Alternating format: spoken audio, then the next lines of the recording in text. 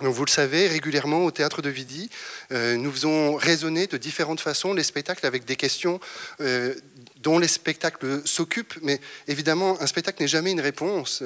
Un spectacle n'est jamais qu'une reformulation de questions qui traversent la vie sociale, politique et là, en l'occurrence, économique, puisque le point de départ de la création de Marielle Pinsard, c'est une interrogation, un questionnement sur l'économie d'aujourd'hui, et notamment sur le trading et ce qu'on appelle le trading haute fréquence. On va y revenir. Et un des moyens de faire résonner ces spectacles, c'est d'inviter des personnalités qui sont liées à ces questions, non pas du tout pour les faire parler de théâtre, mais bien pour leur faire parler de leur discipline, de leur recherche. Et c'est souvent dans le cadre de collaboration avec l'UNIL. Et d'ailleurs, c'est un très beau partenariat qui maintenant court depuis 2 ans. Il y a 15 jours, nous recevions Jacques Dubochet pour un débat autour de la chimie, pour un spectacle qui, lui, portait sur Frankenstein. Et les échos étaient étonnants entre la science et la chimie, la physique d'aujourd'hui et ce texte de Marie Shelley. Et aujourd'hui, j'ai le plaisir d'accueillir Michael Rockinger. Bonsoir. Bonsoir. Tu m'as proposé qu'on se tutoie, donc on va se tutoyer. Tout à fait. Et avant de te présenter davantage, je voudrais dire à quel point c'est étonnant ces échos. Je vous parlais de ce spectacle sur Frankenstein. Il y a le spectacle, vous savez, Frankenstein, hein, c'est cet inventeur qui crée quelque chose qui le dépasse, ce monstre qui va avoir sa propre vie et créer le désastre autour de lui. D'ailleurs, probablement par désespoir. Et avec Jacques Dubochet, on a discuté de la science aujourd'hui qui crée un savoir dont elle ne maîtrise pas les conséquences dans l'usage de ce savoir et les conséquences qui peuvent être parfois désastreuses. Et donc, il y avait une question qui était posée à la responsabilité du chercheur. Et Marielle Pinsard, très curieusement, le spectacle de Marielle Pinsard retrouve ces questions. Parce qu'en effet, le monde économique, nous en avons besoin. Il ne s'agit pas aujourd'hui de contester ni le savoir, ni la nécessité et le bien fondé de l'économie, mais bien plutôt de réfléchir à comment est-ce qu'elle se produit. Et aujourd'hui, oui, peut-être les sciences économiques, on va en parler, et le numérique a inventé des algorithmes qui deviennent plus puissants et peut-être en partie incontrôlables. C'est encore une fois l'histoire de l'homme qui se retrouve devant sa propre invention et qui est dépassé par les conséquences. Et je pense que la question de la responsabilité est une question qui va retraverser ce débat comme elle traverse le spectacle pourtant ô combien burlesque et jubilatoire de Marielle Pinsard. Alors, Michael, pour te dire en 2 mots, tu es professeur à HEC UNIL, à Lausanne, après des études qui t'ont amené à l'UNIL puis à Harvard. Tu as un parcours académique assez étonnant et remarquable, puisque tu as enseigné à HEC Paris avant d'enseigner ici. Et puis, tu as également un certain nombre d'engagements.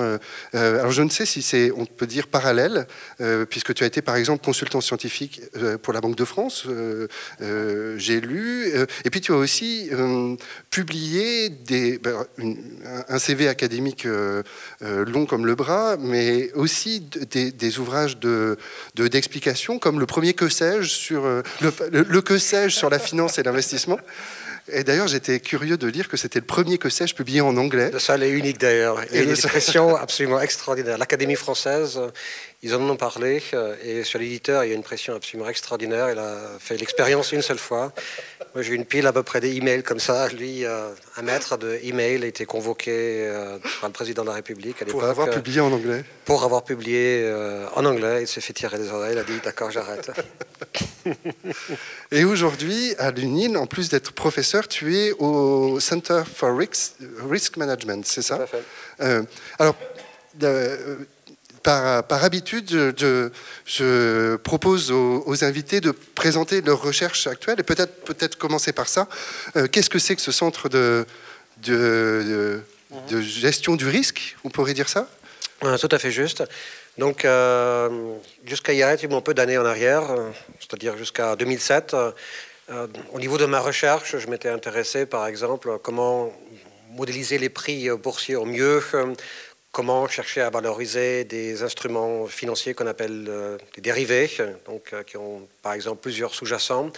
Et derrière, ensuite, il y a une mathématique très, très compliquée, parfois un tout petit peu trop compliquée, d'ailleurs, et c'est ce qui a mené ensuite à la crise du subprime, avec tout l'effondrement, ensuite, quelque part, la mise en doute du système financier. Et sans que je me sois vraiment rendu compte, au niveau de ma recherche, c'était à ce moment-là que je l'ai réorienté de manière tout à fait inconsciente avec mon collègue, justement, sur la notion de gestion pure des risques. Et en particulier, on s'était intéressé à la réglementation des banques. Et on s'est dit, sachant que peut-être qu'au niveau des grosses banques, qu'en termes de... Il y a une certaine asymétrie d'information, donc le régulateur... Déjà, il est mal payé, il n'a peut-être pas donc, des personnes qui sont aussi bien formées peut-être que ceux dans les banques, donc les banquiers vont pouvoir avoir des gens qui sont capables de trouver, disons, que des astuces techniques pour passer dans les mailles quelque part du régulateur. Et donc, nous, on a cherché à construire des mesures de risque qu'on a ensuite publiées, par exemple, sur le site Internet, qui nous ont d'ailleurs valu à un moment donné une convocation au siège du Crédit Agricole à Paris. On s'était fait laver la tête demi-heure. Première heure, c'était catastrophique. Comment est-ce que vous osez faire ça? Ensuite, peu à peu, en cours de journée, ça s'est détendu. On a fait un repas qui était extrêmement sympathique. Et à la fin, quand on est parti, ils nous ont tapé sur l'épaule en disant que c'est très très bien que vous fassiez ça. Heureusement qu'il y a quelqu'un qui le fait. Donc ça, c'était un tout petit peu mon expérience de l'époque. Donc là, il s'agit de modéliser les risques d'un certain système économique, de certaines... Alors c'est plutôt au niveau des banques, et donc on a un certain nombre d'outils, d'informations, si tu veux. Par exemple, on connaît la taille d'une banque, on a de l'information sur comment est-ce que les bourses réagissent par rapport à certaines banques. Et ensuite, on connaît aussi le niveau d'endettement. Ensuite, tout ça, tu mets une certaine sauce autour. Et avec de la dette, avec la taille, tu vois déjà bien qu'une grosse banque, probablement d'un point de vue risque, ça va être plus important qu'une petite banque. Une banque qui a plus de dettes, eh ben, elle va être plus risquée peut-être qu'une banque qui n'en a pas.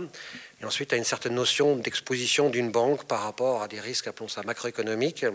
Et donc, on cherche toujours à avoir une certaine résilience. Donc, si l'économie va mal, on aimerait voir que les banques aillent bien quelque part, quand même, qu'elles ne plongent pas. Et justement, c'est une certaine mesure qu'on a introduite dans ce modèle-là, pour donc tenir compte de comment est-ce que vivent les banques, justement, au moment les plus difficiles.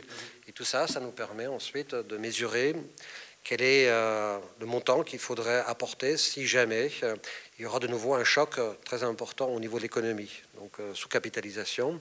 Et ce serait donc de l'argent que toi ou moi, en tant que contribuable, qu'on devrait payer pour les grosses banques en Europe ou bien... C'est ça, pour le cas de la Suisse, en Suisse surtout. On a fait ça pour essentiellement tous les pays d'Europe, nous. Et on a un partenariat ensuite avec une université américaine, NYU, avec un prix Nobel, avec lequel on a ensuite écrit un papier dessus. C'était génial, quoi. Je peux dire que j'ai écrit un papier avec un prix Nobel. C'est peut-être une des plus grosses satisfactions que j'ai, quoi. Ah. Tout à fait, oui. Mais alors, pour bien comprendre, cette information que vous publiez, ces modèles, sont à destination du monde de la finance, du monde politique Alors, c'est déjà accessible à peu près à tout le monde, c'est public. Alors, c'est vrai, j'y suis allé, mais j'avoue que... Alors, c'est peut-être de l'information dépasse. Semi-initiée qu'il faut, et c'est là que, quelque part, qui peut vraiment accéder à cette information? Donc, le régulateur, je sais qu'ils utilisent un modèle différent, mais en même temps, ils ne sont pas fâchés qu'il y ait notre modèle.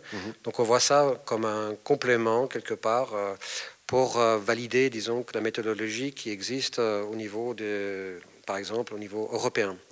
Et donc, on peut s'interroger quand, par exemple, la Banque centrale européenne publie des rapports d'analyse de risques systémiques par rapport aux banques. Donc, il donne un scénario qui a été discuté pendant déjà un certain temps avant. Ensuite, le scénario doit être mis en place à l'intérieur d'une banque en tant que simulation.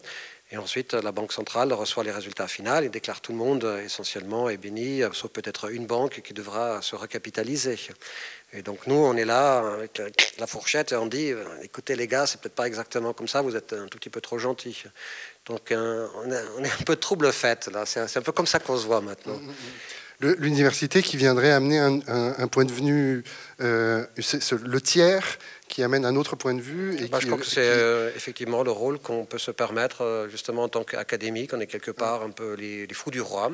Ça donne beaucoup de... Oui, on est très très libre, on ne peut pas dire n'importe quoi. Mais du moment qu'il y a quelque part un cadre formel qui est calibré, qu'on a une démarche, entre guillemets, scientifique, à ce moment-là, il faudra nous montrer que ce que nous, on fait, eh bien, quelque part, c'est faux. Donc il faut déjà démontrer ça, et ensuite peut-être venir avec un modèle qui soit plus performant que le nôtre, justement pour, entre guillemets, nous démolir. Mais pour le moment, ça n'a pas été le cas. Et c'est là que c'est très rassurant, justement, d'avoir un prix Nobel derrière, parce qu'on est quand même beaucoup moins attaquable par ce biais-là. Ça nous donne une certaine crédibilité. Donc peut-être que, effectivement, le professeur qui vient tout seul au Crédit Agricole à Paris, ensuite exposé comme ça, qui se fait laver la tête, ça aurait été peut-être plus difficile qu'avec, disons, quelqu'un vraiment de notoriété derrière. Donc on porte un tout petit peu par plusieurs. C'est une méthodologie qui a été validée, et on a étendu cette méthodologie, et elle semble être en tout cas quelque chose de parallèle par rapport à ce qui existe, et donc je crois que c'est quelque chose qui est un outil complémentaire par rapport à ce qu'on utilise d'habitude. Mais comme tu me disais tout à l'heure, un des enjeux forts de la finance, c'est la question de la confiance, d'avoir confiance dans un système. Est-ce que, de ce fait, les études que vous publiez n'agissent pas directement sur le circuit économique parce que vous allez créditer ou au contraire créer des inquiétudes ?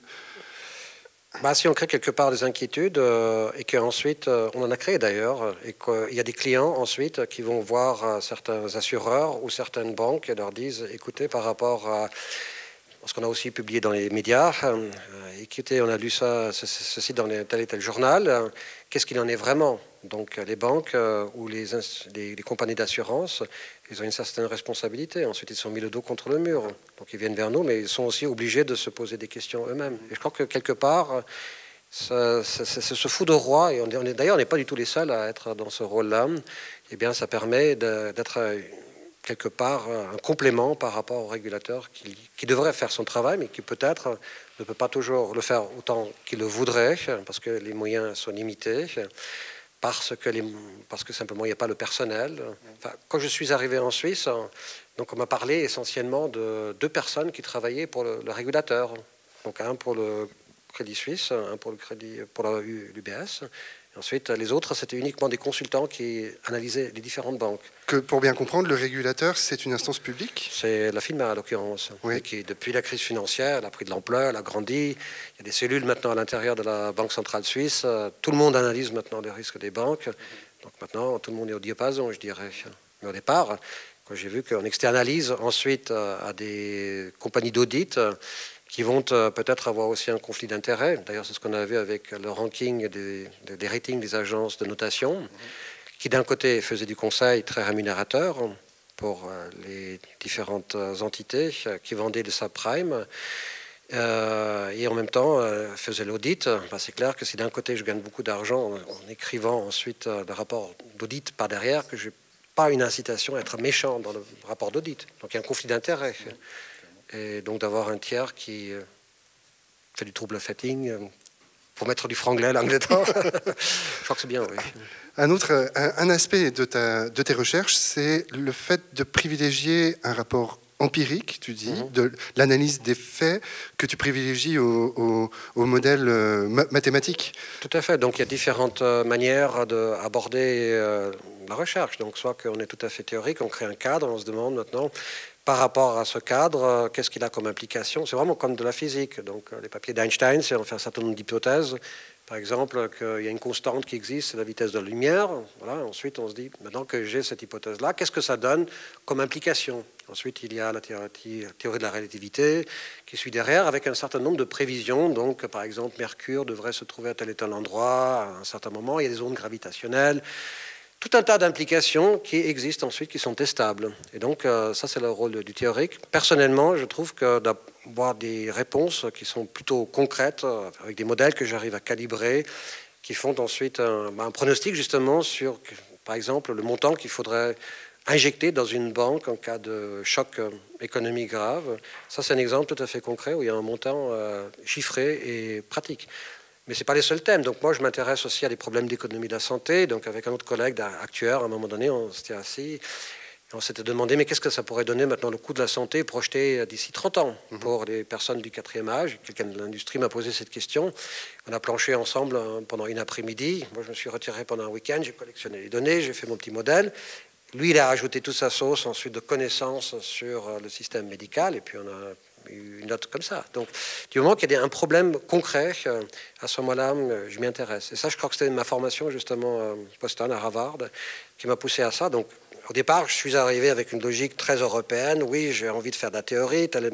Ensuite, mon directeur de thèse, c'était toujours, mais c'est quoi la question pratique là derrière? Tu cherches à montrer quoi exactement?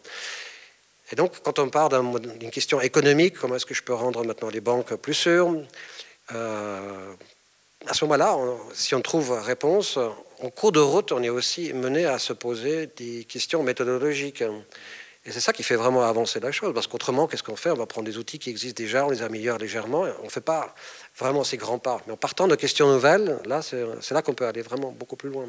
Mais les analyses de faits cherchent à modéliser, malgré tout. C'est pas une loi théorique, mais c'est malgré tout une projection dans le futur. Alors, la projection dans le futur, elle est basée à partir d'un certain modèle qui n'est pas contraire à la physique, dans certains cas déterministe. Donc, quand j'ai une bille sur la table et que je donne une pichenette, elle va rouler, une certaine loi. Donc là, c'est quelque chose de tout à fait déterministe. Bon, le contraire, ça serait quand tu te approches au niveau quantique. Là, tout vibre très fortement. Donc là, on ne sait pas du tout où ça va. Donc, l'économiste, il est quelque part entre les deux. Donc, il va faire un modèle dans lequel il y aura des pichenettes parce qu'il y a des êtres humains et des êtres humains.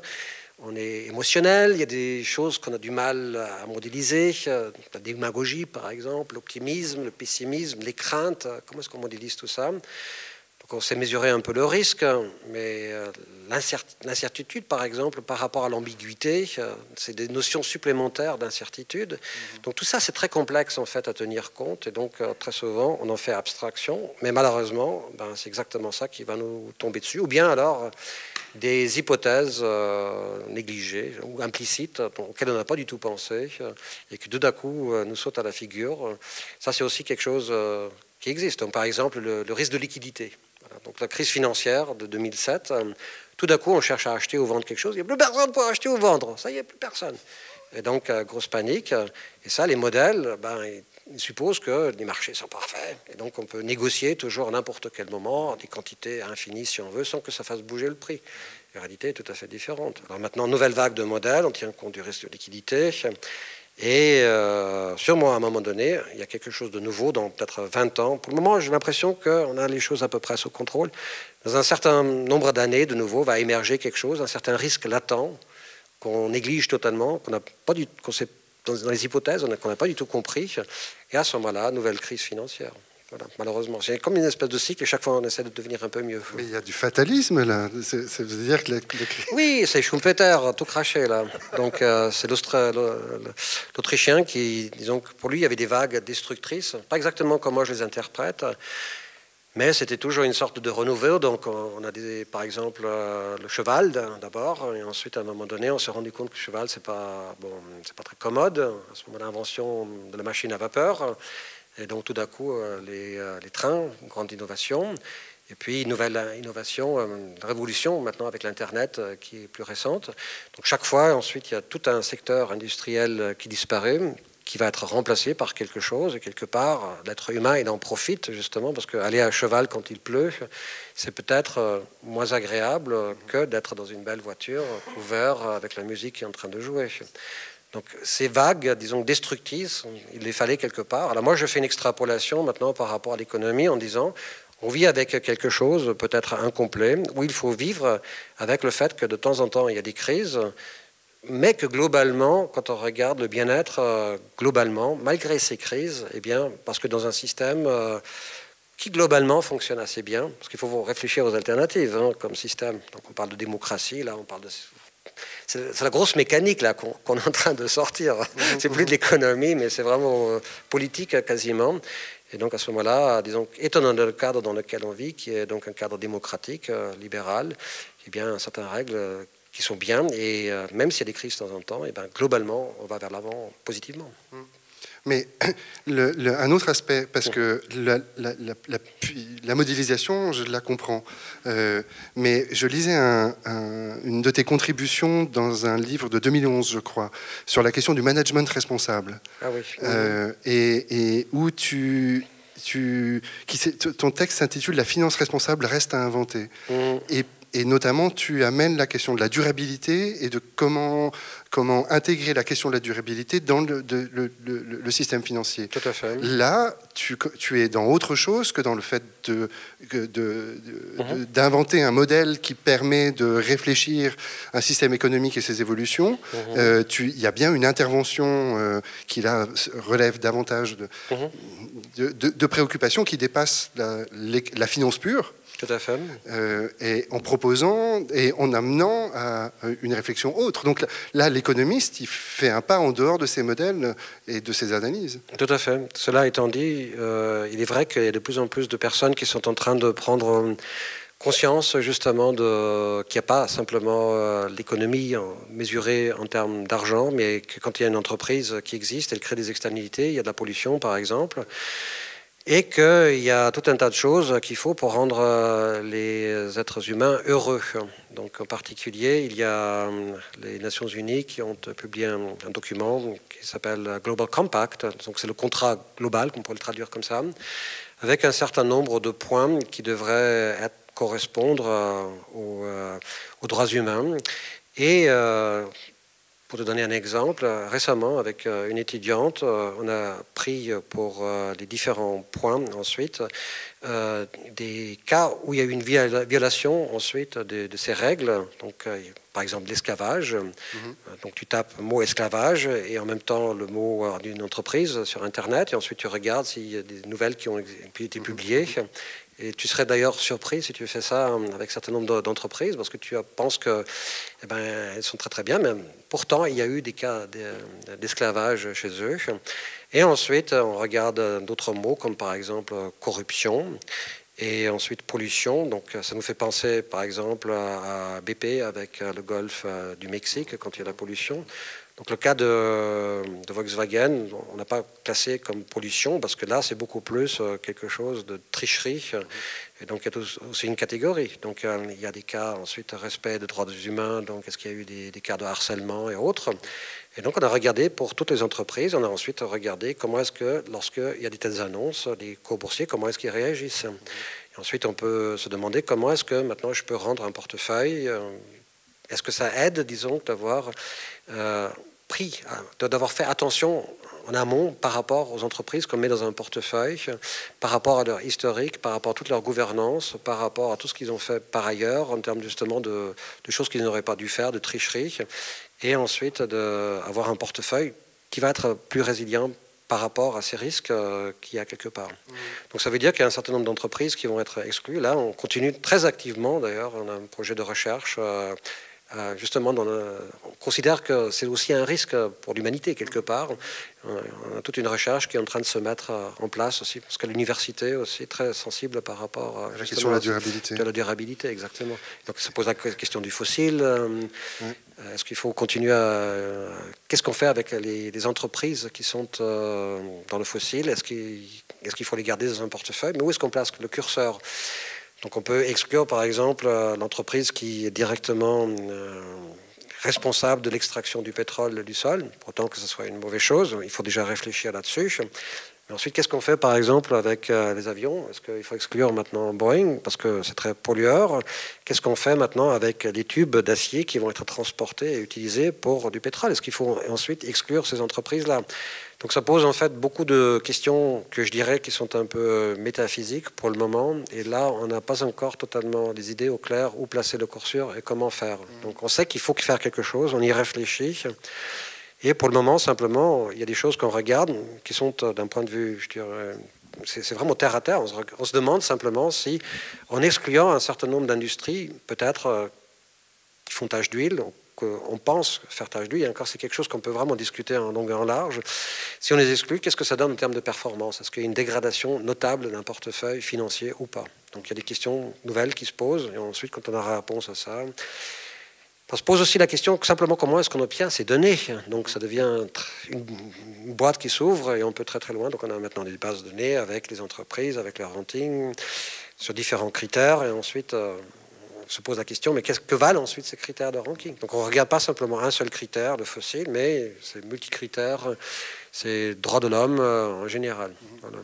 Mais est-ce qu'il y a un autre aspect qui m'a semblé moi, tout à fait passionnant, c'est quand tu interroges cette question, donc l'économiste que tu interroges cette question, il s'intéresse à l'entreprise, qu'est-ce qu'elle a à gagner ou pas de respecter ses règles de durabilité ou ses principes, aux financeurs, donc à la banque, est-ce qu'elle a intérêt ou pas à exclure une entreprise polluante ou non, mais tu amènes aussi à la question de l'individu.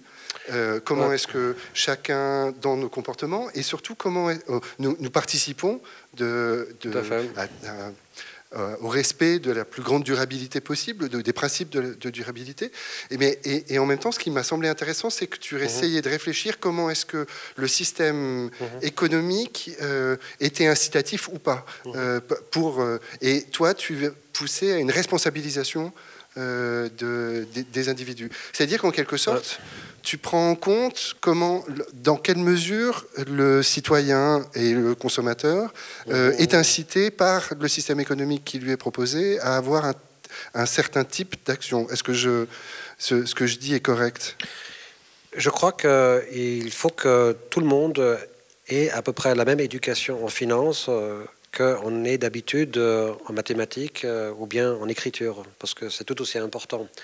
Chaque fois qu'on sort son porte-monnaie, quelque part, c'est une action économique. Et donc, de ne pas avoir cette formation, je crois que c'est une grosse lacune. On est aussi obligé de se prendre en main, car il y a des grands problèmes avec les caisses de pension, comme on le sait. Et donc, on vieillit et se pose la question, mais comment est-ce que je vais faire ensuite pour passer à une retraite tranquille, où j'ai suffisamment d'argent pour mes derniers jours, sans que je doive travailler, pouvoir me permettre encore un certain nombre de choses. Et donc, ça veut dire automatiquement qu'une personne devra gérer quelque part son portefeuille, sachant que cette notion de confiance qu'il y avait peut-être un jour vis-à-vis du système financier n'existe plus. Donc, avec la crise du subprime et la bulle du dot-com vers les années 2000-2003, donc deux chocs très rapprochés. Ensuite, avec le problème de l'endettement de la Grèce et autres, il y a eu énormément de chocs. Moi, je n'ai pas confiance dans le système bancaire de nos jours. Je suis très alarmé par tout ce qui se passe. Et quand je vois les marchés financiers, moi, j'ai très peur. Voilà, c'est tout. Donc, je ne sais pas où on va. Et je crois que c'est simplement, si les gens, sur une base individuelle, sont beaucoup plus responsabilisés qu'il y aura une discussion, comme nous on est en train de l'avoir, peut-être que tout à l'heure, qu'on aura aussi des questions dans ce sens-là, qu'on vivra dans un meilleur système, parce qu'il y a continuellement le challenge ensuite du banquier, mais pourquoi est-ce que tu fais ça? Pourquoi est-ce que vous faites ça? Est-ce qu'il y a des alternatives? J'ai envie de comprendre. Donc, pour moi-même, quand je pose des questions à mon banquier, je vois qu'il n'a pas de réponse, je suis personnellement gêné, parce que je me demande qu'est-ce qu'il fait derrière. Alors, je sais que dans la salle, il y a des banquiers qui sont des amis.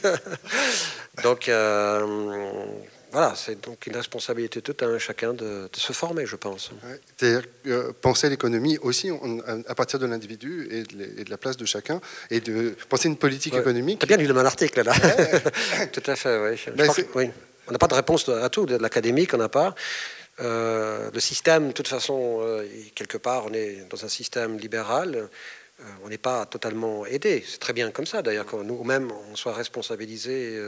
Imaginons un système dans lequel on nous dit systématiquement tout ce qu'on doit faire, que tout est programmé pour nous, mais quel cauchemar.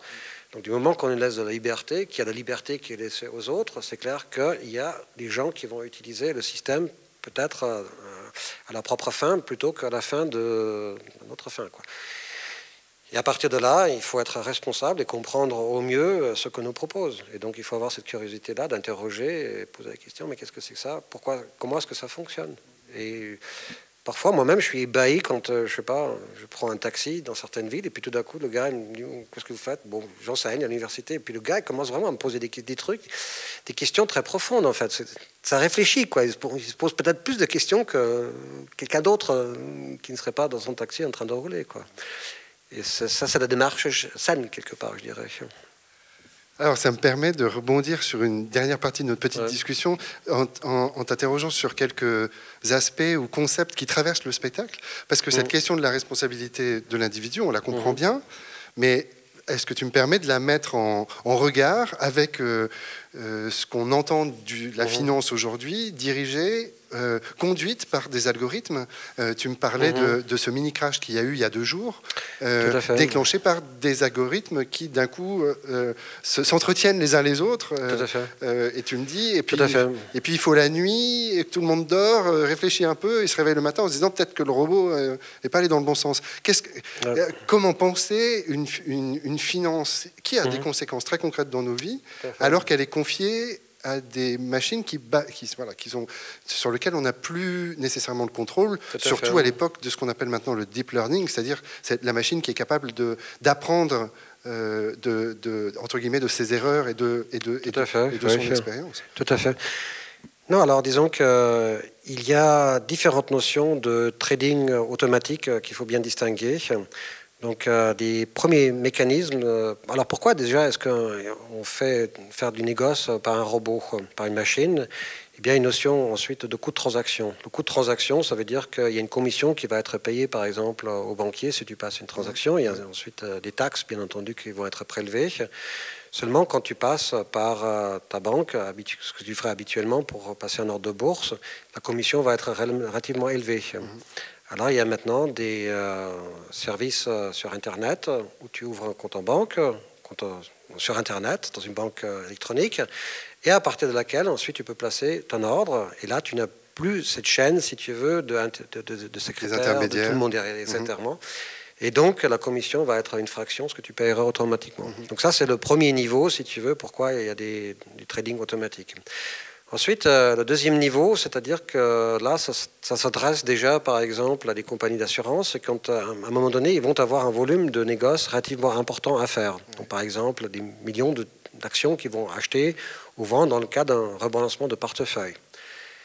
À ce moment-là, s'ils entrent dans le marché, c'est comme si tu disais, maintenant, j'ai des 1000 tonnes d'oranges à vendre. Donc, tu n'arrives pas, tu perturbes tout le marché.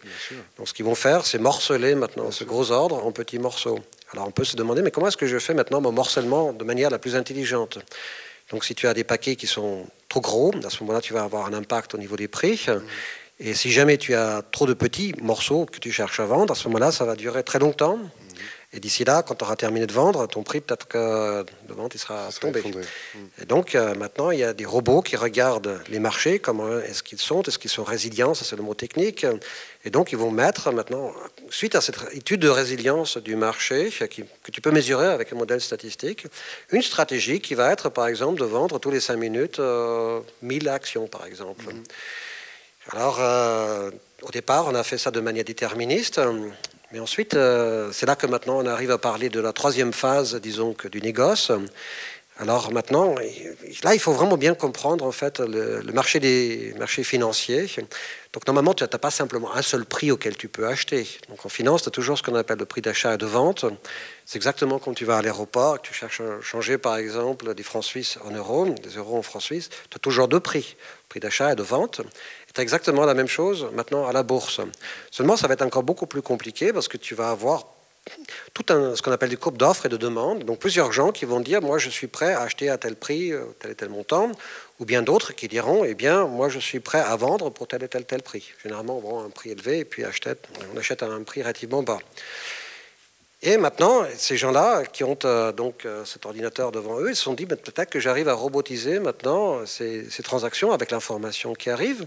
Et ils ont commencé à étudier, mais en termes de transactions, est-ce qu'il n'y a pas par hasard des ordres qui arrivent de manière régulière? Et bingo, qu'est-ce que je vois? Justement, je vois les grosses compagnies d'assurance qui morcellent et tranquillement, tous les 5 minutes, tac, tac, je vois un gros ordre qui arrive maintenant. Alors là, c'est de la manne qui tombe du ciel, parce que je sais qu'il y a un truc déterministe, donc la prochaine fois que le gars maintenant il cherche à vendre, alors il n'y a plus personne pour acheter. Voilà, et donc à ce moment-là, pour vendre, le gars, il va trouver quelqu'un à un prix beaucoup inférieur par rapport au prix qu'il y avait encore peut-être une milliseconde avant.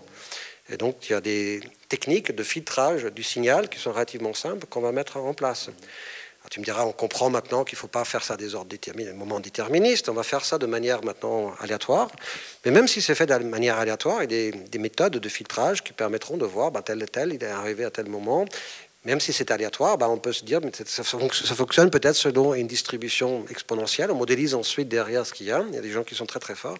Et donc avec un modèle probabiliste, au lieu d'avoir de millisecondes où on se retire dans un certain temps peut-être plus long. Et donc il y a des techniques qui sont absolument... quelque part, c'est ingénieux, quoi, donc, qui existent, mais qui ont aussi ensuite mené des abus, comme par exemple le flash crash de mai 2010, en fait, qui est passionnant aussi à étudier. Si tu veux que j'en parle un mot. Ce qui est quand même étonnant, c'est là, on parle d'une temporalité que même le cerveau humain n'est plus capable de comprendre. Tout à fait. On est dans un rythme, un temps qui n'existe pas pour nous. Alors justement, revenons au flash crash de 2010. Donc ça s'est passé le 6 mai à 2h32 exactement de l'après-midi. Il faut s'imaginer qu'il y avait un jeune homme de 36 ans, totalement asocial, en fait, il y a un problème d'autisme, mais qui est quand même totalement génial, qui a acheté un logiciel de trading qu'il a bricolé pour ensuite pouvoir passer énormément d'ordres. Et en fait, ce qu'il s'était rendu compte, c'est qu'il pouvait, en fait, justement dans cette multitude de prix qui existe à un moment donné, insérer tout un tas d'ordres. Et ensuite, ce qu'il faisait, c'est par exemple, il insérait énormément d'ordres sans vraiment acheter. Et donc tout d'un coup, les robots, ils ont pensé, mais tiens, il y a beaucoup de choses là qui arrivent, c'est probablement un bon signal, alors à ce moment-là, je vais acheter. Et juste avant que l'achat n'est arrivé, ensuite, lui, il s'est retiré, ce qui fait que d'autres personnes qui maintenant, elles se sont dit, maintenant, il y a peut-être une affaire à faire, ils ont proposé à vendre maintenant, et puis, tac, ils ont en fait acheté à un prix plus cher que ça aurait dû être autrement. Donc le gars, il a réussi à tricher comme ça, il a accumulé en quelque chose comme 3-4 ans, 30 millions de dollars, ce qui est une somme absolument colossale. Et juste le moment avant que ça se passe, j'ai regardé les chiffres, c'est absolument hallucinant. Il a passé dans les 15 minutes qui ont précédé ce crash pour un volume de 200 millions de dollars et en 19 000 transactions. Donc en quelques minutes, le gars, il a passé 19 000 transactions pour 200 millions de dollars. Et c'est ça ensuite qui a totalement confus en fait les robots.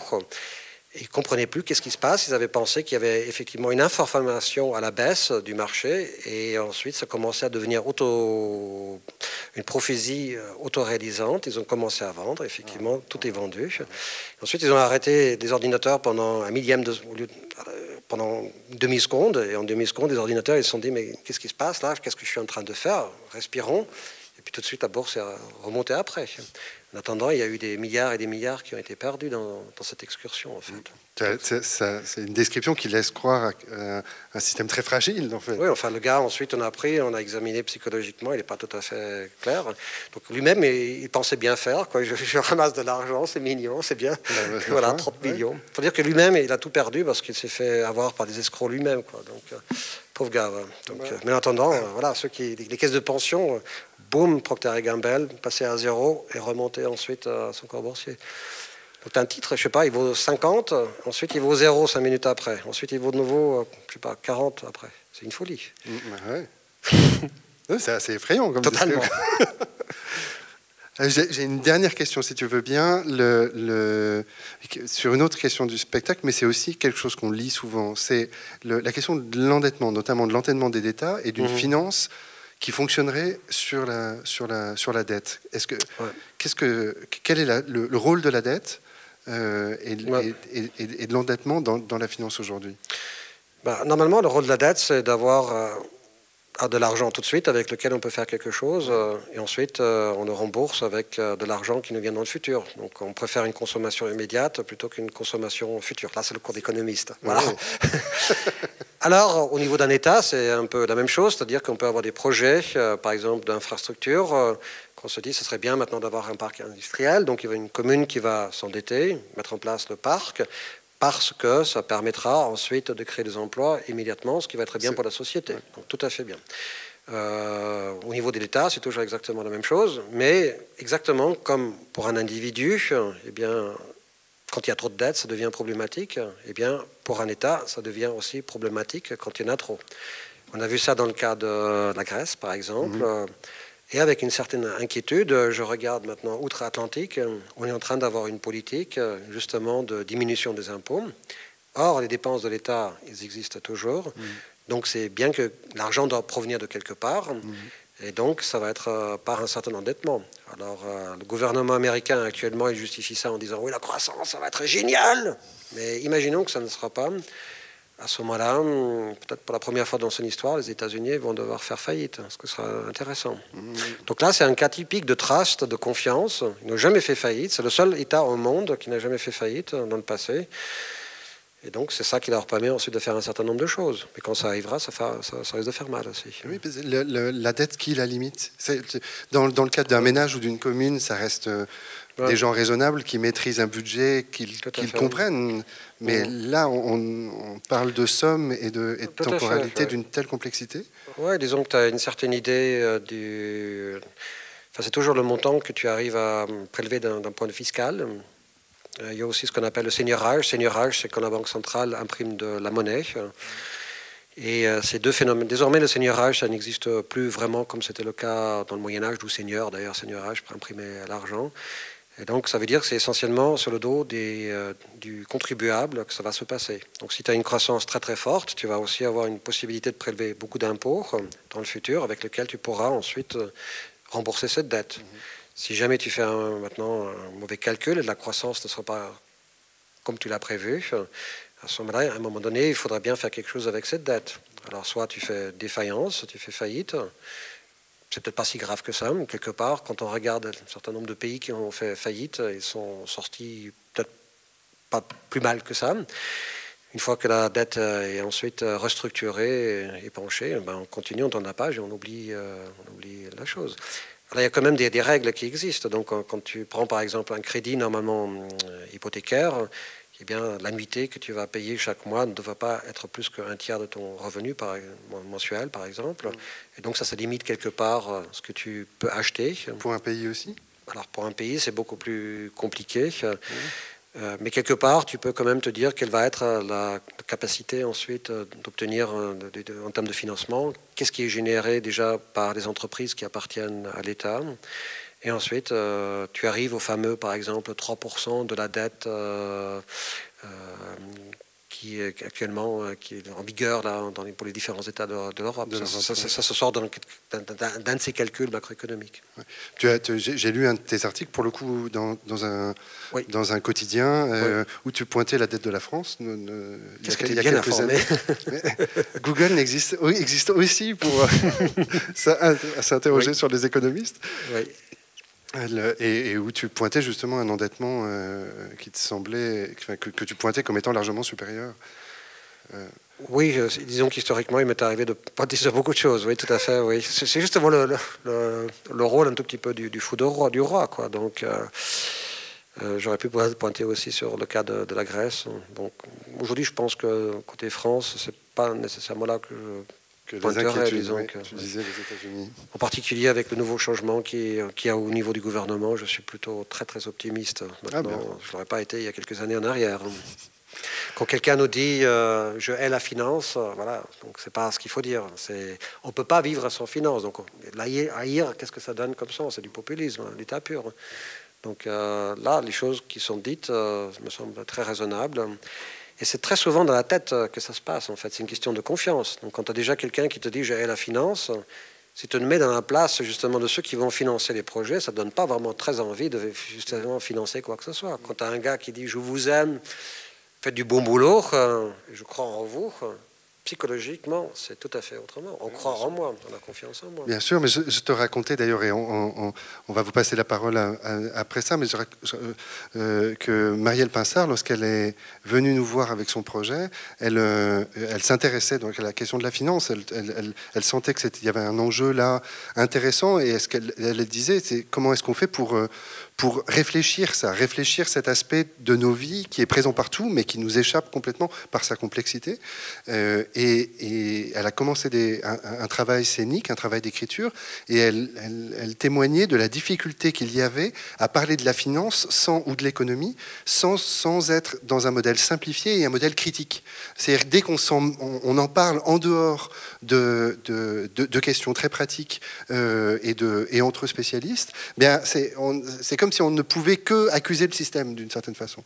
Et elle a cherché une solution pour arriver à raconter la complexité, dire la complexité du système en se disant il faut que je le transpose dans une autre façon. Et elle passe, vous verrez, j'espère, par le rire, en fait, pour arriver à nous inviter à réfléchir les enjeux de la finance, comment est-ce que ça fonctionne, sans justement le limiter à des grandes déclarations, de slogans qui interdisent de réfléchir cet aspect fondamental et dont je partage avec toi l'idée la démocratie ne peut aller que si on a les moyens de réfléchir et des outils critiques partagés et qui passent probablement par l'éducation. Et effectivement, l'éducation économique est une éducation qui n'existe quasi pas. Malheureusement pas, non. Oui.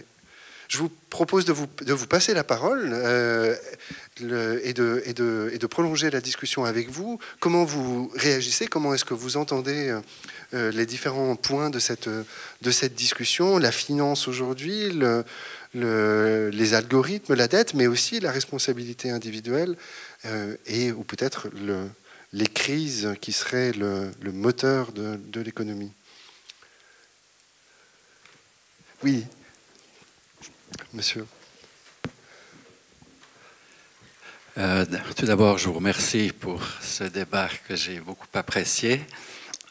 Vous ne m'avez pas nécessairement rassuré, mais je ne m'y attendais pas vraiment non plus, mais c'est excellent. Mais j'ai quand même une question. J'ai des jeunes enfants.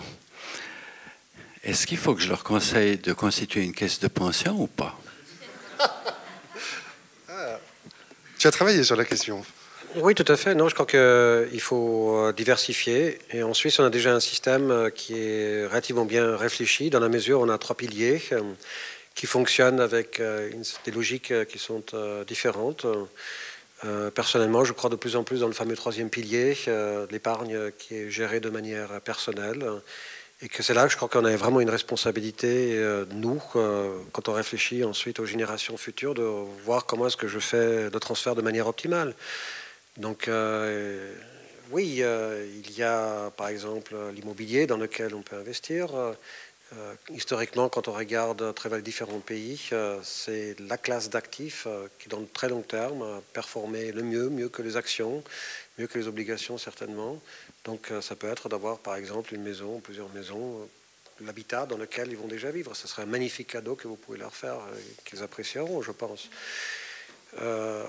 Et je crois que c'est tout aussi important quand même qu'ils continuent à cotiser, car on ne sait jamais, il risque d'avoir des problèmes avec les maisons, ça peut brûler. C'est toujours une question de diversification, donc mettre tous ses œufs dans un seul panier, je ne pense pas que ce soit ça qu'il faut faire. Et donc c'est là que se trouve le secret, je pense, diversification. Et responsabilité. Et responsabilité, oui. Je crois qu'il faut se poser ces questions-là de manière régulièrement, quoi. Merci.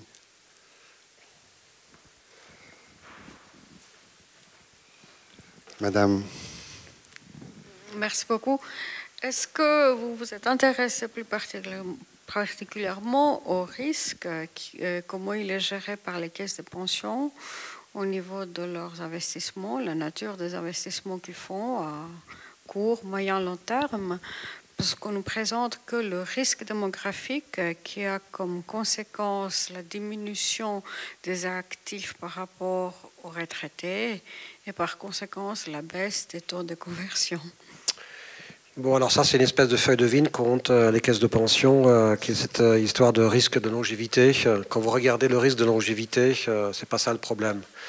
Donc, quand on regarde l'impact sur des caisses de pension, on peut l'étudier relativement simplement. C'est pas ça le problème. Le problème, c'est les taux qui sont essentiellement égaux à 0. Ce qui veut dire que quand vous avez un versement que vous devez payer dans le futur, à ce moment-là, les caisses de pension, elles ont beaucoup de difficultés à générer maintenant des rentabilités. Alors, on est malheureusement dans une certaine logique, en particulier en Suisse, où c'est une espèce de course qui existe d'un côté entre des experts qu'on appelle les actuaires, qui sont responsables pour toute la partie démographique de la caisse de pension, et ensuite l'expert financier. Et malheureusement, il n'y a pas vraiment une concordance entre les deux. Je m'explique.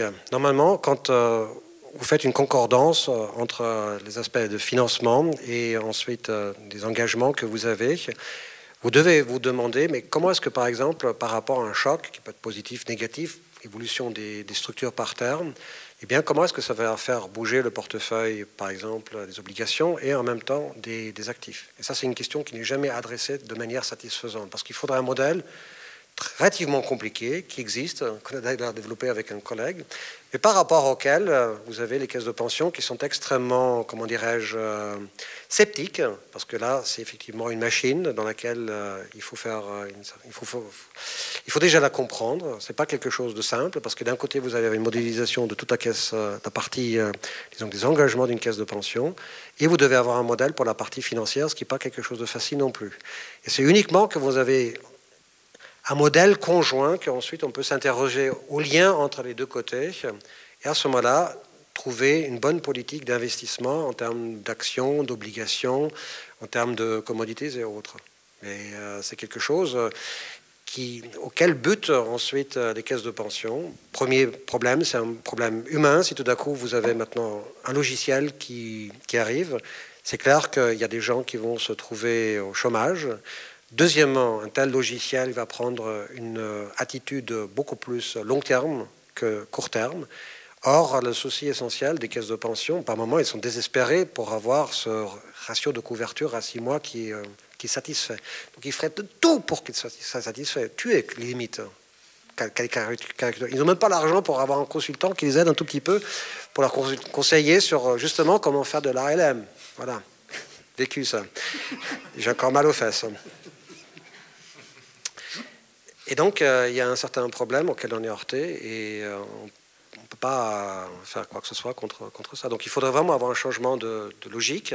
Certains pays, ils ont fait cette transition. La Hollande, eux, ils ont été drastiques. Ils ont dit, effectivement, on va dans un système, on ne sait pas du tout quelle va être la durée des taux d'intérêt extrêmement bas. Et donc, on fait... au lieu d'avoir ces taux qui sont un peu fantaisistes, on prend la structure par thème telle qu'elle est actuellement, on rajoute ensuite une certaine prime par rapport aux risques qui existent, et ensuite on utilise ça comme outil d'actualisation. On se dit c'est ça l'outil avec lequel il faudrait actualiser. Donc je crois qu'on est dans une certaine logique qui va encore durer assez longtemps, et de toute façon, il y a un problème d'invalidabilité. Donc l'AVS, on sait qu'à un moment donné ça va exploser, beaucoup de caisses, on sait que ça ne va pas aller bien. Et donc, c'est une question de politique. Et la question politique, elle agira quand ça n'ira plus. Voilà. Donc, de toute façon, chaque caisse, quelque part, a fait ce qu'ont fait les autres. Donc, on se déculpabilise. On a fait exactement la même chose que les autres. On vit dans un certain système. Et à un moment donné, quand ça devient plus sustainable, donc ça, c'est le durable, ben à ce moment-là, il faudra intervention de l'État, que le contribuable, ensuite, paye des montants, qu'il y a ensuite prolongement de la durée de travail jusqu'à 80 ans, que sais-je, et à ce moment-là, on fera face au système.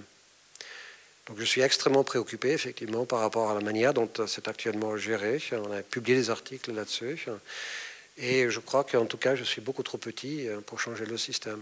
Donc moi, dans mes recherches, je fais un peu aussi autre chose. Je continue à faire ça, mais je continue beaucoup maintenant sur la régulation des banques, en fait. Mais je partage totalement vos soucis, madame. Vous n'êtes pas rassuré là, je comprends.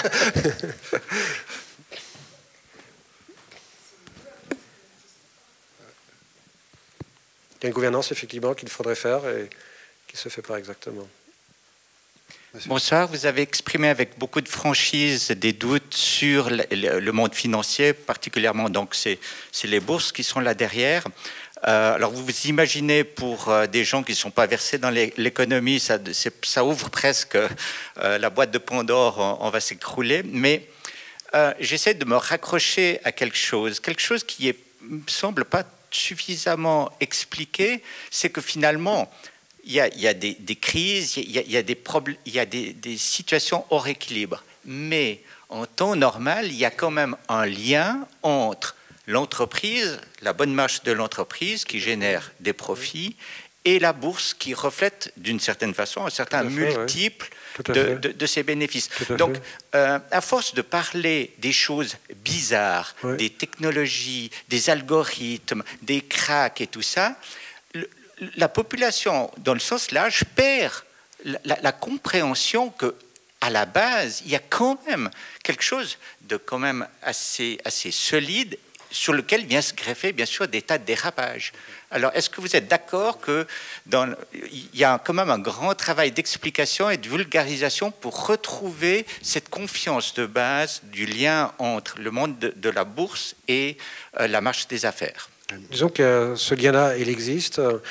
Et il existe des personnes qui ont réussi avec justement le bon sens que vous mentionnez à expliquer ou à prévoir, ce qui est beaucoup plus important que d'expliquer, mais ils ont réussi à prévoir en fait l'explosion de la crise de 2000 et ensuite de celle de 2007. Et d'ailleurs la personne en question, c'est Rob Shiller, et il a eu le prix Nobel pour ça. Et donc, qu'est-ce qu'avait fait Shiller? Il a regardé, par exemple, la valeur locative d'un appartement, et ensuite il a comparé ça avec le prix du logement. Et ça donne justement cet indice car Shiller était l'un des premiers à avoir accès à cette information. Donc, quelle était la valeur locative aux États-Unis? Et il a profité de cette base de données dont il était le premier à la recevoir pour créer cet indice. Il a vu qu'effectivement, il y avait quelque part un prix qui était beaucoup trop élevé par rapport au rendement. On peut faire exactement la même chose avec la bourse et dans un modèle qui prévoirait, disons, que les titres financiers, on aurait exactement ensuite l'équivalent. Donc c'est price earnings ratio, donc c'est revenu quelque part. Et si jamais le prix est trop éloigné par rapport au rendement qu'on considère sain, à ce moment-là, le prix est trop élevé. Donc si je vous dis, par exemple, vous avez 100 francs, vous avez 2%, ça veut dire que vous recevez systématiquement 2 francs par année. Maintenant, je vous dis, vous recevez 2 francs, mais le prix pour ça, c'est, par exemple, 1 million. Donc là, vous dites qu'il y a un problème. Donc, je reçois 2 francs pour 1 million. C'est beaucoup trop élevé. Le rendement, c'est rikiki. Alors, c'est exactement la même chose avec la bourse. Et c'est ce qui, d'ailleurs, mène beaucoup de personnes à dire que la bourse américaine, actuellement, est en surchauffe. Elle est surévaluée. D'où cette histoire qui s'enclenche ensuite avec augmentation des taux d'intérêt qui vont venir, etc. Donc là, c'est tout le cheminement que fait le banquier central. Il a été formé pour... d'un point de vue instinct de réagir ensuite. Voilà. Mais il y a effectivement des mesures de bon sens. Le truc, c'est que quand même, maintenant, la bourse est en train de monter. Et on se dit, mais quand est-ce qu'il faut s'arrêter? Et c'est là que vous avez maintenant des bulles spéculatives. Et ce qui explique la bulle, c'est qu'on pense toujours qu'on va pouvoir revendre plus cher à un autre moment. Et ceux qui sont vraiment très très forts sont les gens qui savent s'arrêter au bon moment et en disant, maintenant, j'arrête, je coupe tout. Et ensuite, je laisse aller la machine jusqu'à ce qu'elle se casse la figure. Et ça, il faut avoir cette force-là, parce que ça peut monter encore très, très, très, très longtemps. Voire toute la période, par exemple, entre 2005 et 2007. Personnellement, j'étais très inquiet vers 2006 et demi. Donc, pourtant, ça continue jusqu'à 2007. C'est là qu'effectivement, c'était trop tard ensuite. Une fois que ça commence à rissoler, vous êtes fini.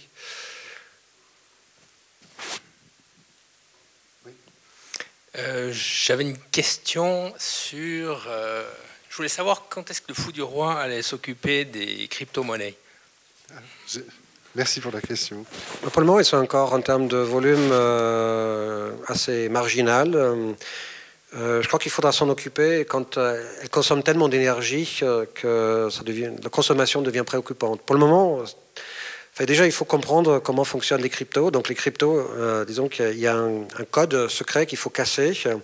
C'est fait pour être cassé avec une fréquence régulière, mais pour le casser, il faut des simulations stochastiques, Monte Carlo, des ordres. Ça se fait par beaucoup de machines qui travaillent en parallèle et qui génèrent des nombres, qui essayent, et ensuite, à un moment donné, on tombe sur le bon chiffre. Et à ce moment-là, on reçoit une compensation. On appelle ça le mining. Seulement que ça consomme de l'énergie, ce qui fait qu'actuellement, la plupart des miners, ils se trouvent en Sibérie et au pied, quelque part, de l'Himalaya, en Chine. Donc, parce que là-bas, l'air est pur, il fait frais. Il y a des centrales électriques, parce qu'il y a beaucoup d'eau aussi. Et donc, c'est l'endroit idéal pour avoir ce type d'industrie. Mais donc, il faut savoir que ça consomme de l'énergie. Et pour le moment, ça correspond à une ville de taille correcte, mais ce n'est pas encore énorme. Donc une fois que ça va devenir très très grand, ça sera certainement un problème. Mais peut-être que d'ici là, on aura trouvé une solution. La question, c'était quand même quand est-ce qu'il faudra s'en occuper de ces crypto-monnaies. Je crois que si jamais ça prend, qu'à ce moment-là, il y a un suffisamment important nombre de transactions qui vont se faire dans ces monnaies. Parce que c'est basé sur la confiance. C'est exactement comme le franc suisse. Okay, on peut maintenant transiger en franc suisse. Pourquoi? Parce qu'on a confiance dans le système. Pourquoi est-ce qu'on a confiance dans le système? Parce que ça existe depuis je ne sais pas combien d'années, il n'y a pas eu de quoi. Même chose en Allemagne, ils luttent contre l'inflation. Donc c'est très très stable. Donc l'euro, ça a une certaine valeur, mais c'est simplement une valeur que nous, on a dans notre tête. Si demain on rajoute à tous les billets 1,0, les prix, ils auront 1,0 de plus. Et théoriquement, rien, en tout cas, de la logique d'un financier n'aurait changé. Et donc avec les cryptos, pourquoi est-ce que ça augmente totalement? Parce qu'il y a derrière un système, il y a de l'offre et de la demande qu'on ne comprend pas trop. Moi, je ne vois pas, disons, quel est le fondement qui se trouve d'un point de vue économique en termes de confiance derrière un système. D'autant plus que, par exemple, pour le Bitcoin, on a déjà changé plusieurs fois les règles de jeu, qu'ensuite il y a tout un tas d'autres monnaies qui ont émergé. Pour moi, c'est essentiellement, pour le moment, encore un véhicule où des personnes, des malfaiteurs peuvent encore faire passer des transactions tout en passant sous le radar ensuite du régulateur. Mais le concept lui-même, qui est le blockchain, donc ce concept de rendre public de l'information sur un contrat, par exemple, je trouve ça extrêmement puissant et c'est probablement ça qui, une fois que le brouillard va tomber, restera en fait. C'est très puissant. Plus besoin d'avoir de notaires, par exemple, qui enregistrent les accords, les actes, exactement. Je pense que c'est une technologie tout à fait intéressante de ce point de vue-là. Merci. Oui. Merci. Vous avez parlé en fait du trading à haute fréquence et des problèmes qu'il génère. Et moi, en fait, ma question, c'est comment est-ce qu'on pourrait lutter contre cette tendance? Parce que j'ai lu à ce propos, en fait, qu'il y a une bourse spéciale qui s'appelle Investors Exchange, qui a trouvé un moyen de lutter contre le trading à haute fréquence, en fait, en retardant les ordres d'achat et de vente, et en fait et de cette manière de rééquilibrer en fait qui peut acheter quand. Tout à fait, c'est exactement la manière de faire. Donc il y a plus ou moins on avait parlé de la taxe Tobin. Enfin, Tobin n'avait jamais proposé de telle taxe, mais on l'a attribuée à lui. Donc c'était un économiste de Harvard décédé maintenant. Et lui, il avait dit il faudrait mettre une taxe sur les transactions, mais ça c'est pas bien pour le consommateur parce que c'est nous qui en dernier lieu achetons. Il suffit d'avoir une certaine latence, on appelle ça, entre les différentes transactions. Donc si j'achète quelque chose, si on me force à garder pendant quelques millisecondes, ça suffit en fait pour ne pas pouvoir avoir, par exemple, ces transactions, 19 000 transactions en quelques secondes. Et c'est ça suffit. Donc effectivement, ça c'est une solution qui est préconisée jusqu'à ce que quelqu'un trouve un moyen de contourner ça aussi. Mais là, ça devient méga technique. Il y a des gens qui démontent vraiment les ordinateurs pour comprendre ensuite toute la circuiterie, comment ça se passe, pour essayer de trouver des failles à ce moment-là. Ils sont vachement futés, les gars. Il y en a certains qui sont très très forts. Donc le système 100% sans faille n'existe pas. Donc on a cru justement qu'avant le flash crash, qu'on avait trouvé le bon système. Puis un autiste, voilà, il appuie sur ses bons boutons et puis il arrive à casser le système. Oui, une question derrière. Bonjour, merci pour ce débat. J'aurais une question un peu plus large, dans le sens où vous avez souligné Schumpeter, qui explique les crises, qui amènent des choses positives et négatives. Et vous avez expliqué la machine à vapeur, donc il y a beaucoup de choses qui nous ont amené beaucoup d'évolution. Mais jusqu'à aujourd'hui, quand on parle de machine à vapeur ou d'évolution, c'est plutôt une évolution mécanique. C'est-à-dire qu'on a amené du confort dans nos sociétés. Aujourd'hui, il y a une révolution qui s'appelle les algorithmes, les crypto-monnaies et d'autres concepts autour de l'algorithme. Et est-ce qu'aujourd'hui, d'un point de vue académique, vu que vous avez un long parcours, est-ce qu'il y a des gens qui étudient l'impact sociétal de ça? C'est-à-dire qu'on a eu une évolution mécanique qui nous a amené du confort. Mais aujourd'hui, il faut comprendre que l'algorithme est là pour capter le savoir. Typiquement, moi, à titre personnel, je vois des choses, il va falloir expliquer à des avocats qu'on n'aura plus besoin d'eux parce qu'on rentrera tout dans une machine et qu'on pourra avoir le résultat. Donc ça va toucher une autre couche sociale. Et est-ce qu'aujourd'hui, d'un point de vue académique, on explique la révolution qui arrive ? C'est-à-dire les médecins avec les robots, on capte leur savoir, et qu'est-ce qui nous restera si cette révolution se met en place ? Alors, je suis totalement certain qu'il y a des sociologues qui se posent exactement ce type de questions. Alors, il y a un autre gars, disons, qui s'appelle Bob Merton, qui est émérite, qui avait d'ailleurs un très célèbre papa, qui était le père fondateur de tout ce qui était sociologie moderne. Et lui, il ramène ça, en fait, à la notion de confiance. Il faut avoir confiance. Et lui, par exemple, il met en doute la disparition, par exemple, du conseiller financier, en disant que lorsque les gens ils vont avoir affaire à un robot, c'est un robot. Quand ils ont affaire à un conseiller financier, c'est qu'il y a une interaction humaine et que ça, c'est quelque chose qui fait qu'un bon gestionnaire financier ne va jamais être remplaçable.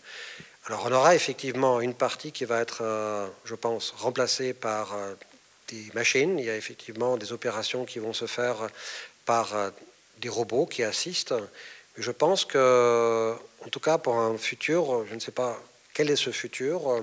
Certains disent que ça va être très très proche, mais moi je suis plutôt optimiste que ça va durer beaucoup plus longtemps. Je crois qu'il y a quand même un rôle pour l'être humain qui va devoir contrôler justement la machine. Et moi, j'aimerais pas me faire franchement opérer simplement par un robot, être allongé sur une table sans savoir qu'il y a quelqu'un qui contrôle quand même la bête.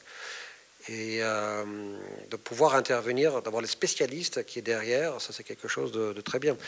Donc comment je prends maintenant un avion, je m'assois, l'avion essentiellement à 15 secondes après le décollage jusqu'à 15 secondes à l'atterrissage, même parfois jusqu'au-delà de l'atterrissage, il vole totalement automatiquement. Il y a le pilote qui ne touche pas une seule fois les touches, seulement au moment quand il lance le pilote automatique. Tout le reste du temps, il ne fait que regarder que tout se passe bien. Et je pense que c'est ça qui va continuer à exister. Donc en tout cas, pour nos générations actuelles, c'est comme ça que ça va se passer. Ensuite, peut-être que d'ici une ou deux générations, il y a des gens qui vont être tellement confiants du système automatique. Et là, on arrive peut-être dans des utopies ou dans des dystopies, justement. On peut aussi imaginer qu'à un moment donné, vous allez avoir des pannes de courant, que vous allez avoir un pays qui est un peu fou, qui va lancer des satellites qui vont détruire le GPS, qu'il y a le savant fou qui va réussir à mettre le système Internet. Imaginons un monde simplement sans Internet, sans mobilité, sans téléphone mobile. Waouh, intéressant. Alors, il y a des bouquins déjà qui ont été écrits sur, ça s'appelle le Blackout, qui est écrit par un écrivain autrichien qui parle, disons, d'un blackout en Europe pendant 2 semaines. Donc les premiers jours, on se regarde, on s'amuse, mais c'est justement par des petits virus que ça se passe, qui sont transmis ensuite dans les ordinateurs. Mais ensuite, il y a une centrale au sud de Paris qui est en train de fondre parce que justement, il n'y a plus d'électricité, les gens ne sont plus alimentés, plus de voitures, plus rien, plus de téléphone. Et au bout de quelques jours, ça devient le chaos, mais alors infiniment mieux que la pire des guerres qu'on peut s'imaginer. Donc on va s'étrangler là derrière avec mon pauvre. Et on ne sait pas vers où on va. Donc je n'ai pas de réponse à vous donner. Il y a une évolution qui existe. Personnellement, je suis optimiste. Je pense que l'homme va être quelque part irremplaçable. Il va se trouver de nouveaux rôles, exactement comme c'était aussi quand c'était l'invention de la machine à vapeur. Donc, quand on regarde d'ailleurs les écrits qui ont existé quand on a introduit la machine à vapeur, oh, panique, on va tous se retrouver au chômage. Ben, pas du tout. Simplement, vous avez ensuite des milliers d'ateliers qui se sont créés et on a commencé à produire vraiment à grande échelle. Donc, je ne sais pas encore qu'est-ce qui va prendre ce rôle, mais je n'ai pas prévu non plus la révolution de l'Internet. Donc on ne sait pas vers où on va, en fait. C'est la grande inconnue. Mais je pense que ça va être intéressant pour les générations qui sont jeunes actuellement. Enfin, il est 19h40. On va arrêter là en ayant entendu l'économiste qui est pessimiste sur l'économie, mais sur le système économique, mais optimiste sur le rôle de l'humain, ce qui est quand même une très belle nouvelle. Merci beaucoup à tous pour vos questions. Merci beaucoup, Michael Rockinger. Merci, Eric. Et j'espère que vous restez avec nous maintenant pour le spectacle de Marielle Pinsard. Et dans tous les cas, à bientôt au Théâtre de Vidi. Bonsoir. Merci beaucoup.